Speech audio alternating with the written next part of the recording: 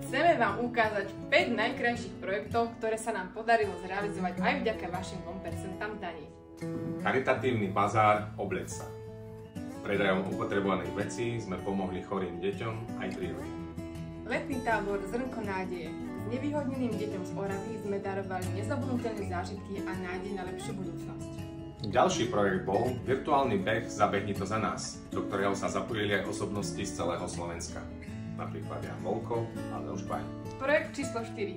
Daruj radosť pod stromček. A vďaka vám sme splnili vianočné želania viac ako 100 deťom v ťažkých životných situáciách.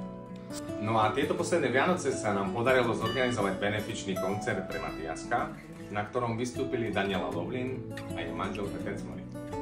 Aby sme mohli pokračovať v týchto projektoch, potrebujeme na to 3 veci. Čas, energiu A finančné zdroje.